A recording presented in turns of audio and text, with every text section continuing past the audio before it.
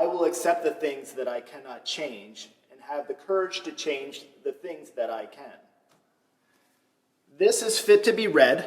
I'm Michael Everts. Slaughterhouse-Five is on the agenda. Slaughterhouse-Five is, in brief, spoiler-free to begin with, the story of Billy Pilgrim. Billy, like our author Kurt Vonnegut, was a former prisoner of war and a survivor of the firebombing in Dresden during World War II. In the supposed present day, Billy is an optometrist, and while the story focuses mostly on his time during the war, we get snapshots of his life before and after the war, throughout the narrative. Where this book dips into sci-fi is Billy's time travel to the different points in his life and his supposed experience being abducted by aliens from the planet Tralfamador. The story as a whole speaks to war, suffering, death, trauma, and schizophrenia. So it goes. I've come up with 5 likes and 5 dislikes for this story, with consideration towards those who have already read this book. For those who have not read the book, the following reactions will probably be best saved for after you have concluded and completed reading the novel. Like number 1, early in the book, Vonnegut is relaying an exchange with Mary O'Hare, of whom the book is dedicated to, about the war being fought by babies and how the movies will sensationalize the war as a story of fighting men. Even if the pace and excitement of the story hasn't really built yet, the emotion evoked by her words is a propellant to turn the page. I'm going to read from the book just a little bit of what she says, and we've got it right here. "Well, I know," she said. "You'll pretend you were men instead of babies. And you'll be played in the movies by Frank Sinatra and John Wayne or some of those other glamorous, war-loving, dirty old men. And war will look just wonderful. So we'll have a lot more of them. And they'll be fought by babies, like the babies upstairs." There are so many emotions in this book, and they can really change on a dime. It's an unusual feeling, and while the story gets choppy, in an odd way, I feel like this book could be 5,000 pages long, and I could just keep reading it forever and ever. Dislike number 1. As I was still 50 pages in, I still felt very turned around and unable to get my bearings reading this book. This is not meant as my commentary of any failure on the part of the book. It was just my experience, and it was generally an uncomfortable feeling. Like number 2, there are a few references to the colors orange and black, and ivory and blue. These recurring colors seemingly have significance in Pilgrim's imagination or trauma.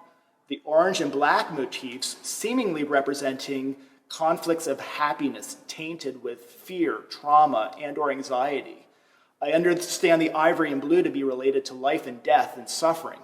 Though I accept I can't fully articulate all of my thoughts on that, I do like the device, however, and in this novel, that creates confusion around time travel, being unstuck in time versus coping with schizophrenia and trauma.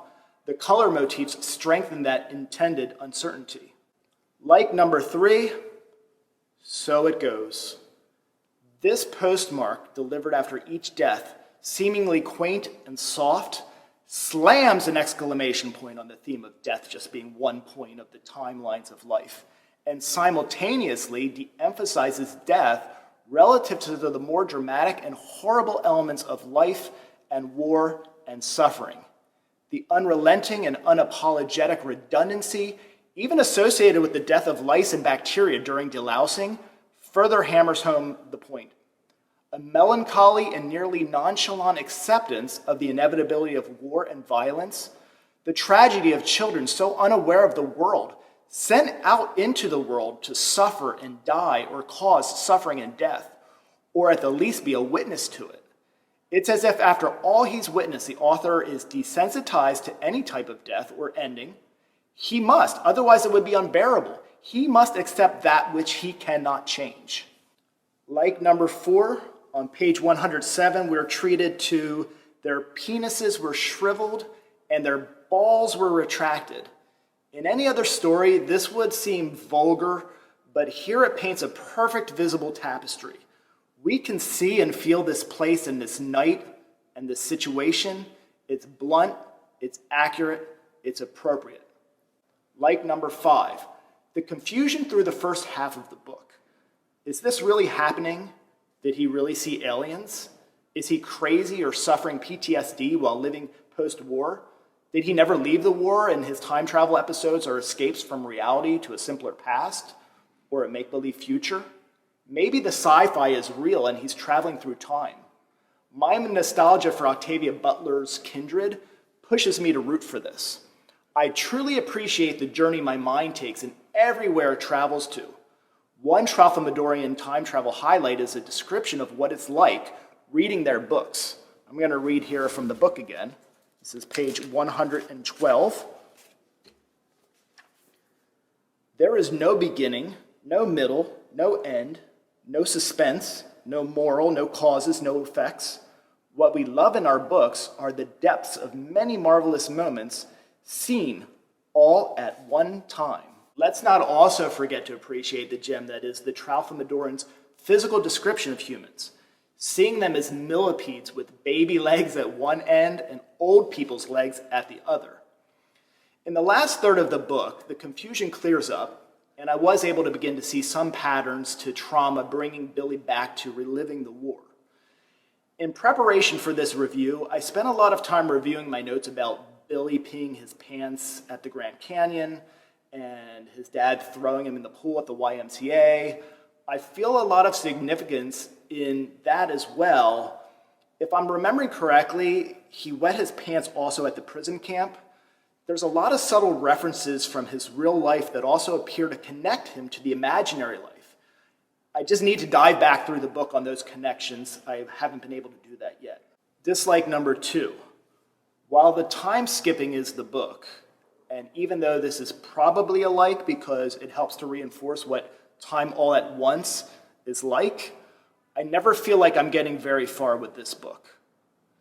Dislike number 3, the brevity of the bombing of Dresden. It feels like an opportunity is lost to explain this deeper. And maybe that's the point.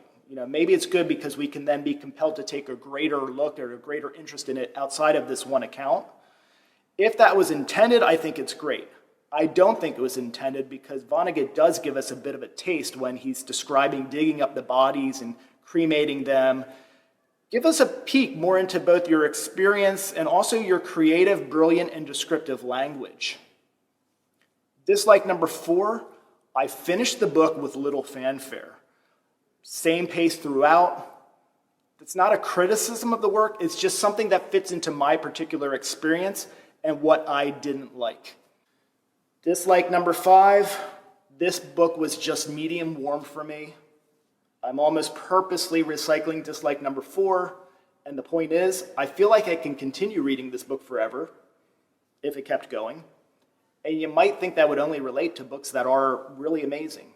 This book is not amazing, yet I still feel that vibe. Overall, I enjoyed this read. By the end of the book, it becomes clear Billy is living his present life, and he's suffering greatly from real flashbacks to the war. The flashbacks are so real, it feels like time travel, and he is living it. Along the way, we get the Tralfamadorians, Montana Wild Hack, and other bouts of what I would call escapes from reality. All of these things are a response to the great trauma he experienced in Dresden. We don't see Billy's true Dresden experience, we see his reliving of it with his forged Tralfamadorian mindset. A mindset that's necessary to protect him from what would otherwise be a horrible and horrific reliving. How poignant and chilling that thought is, that sticks with me through the last third of this book, made this book, for me, fit to be read.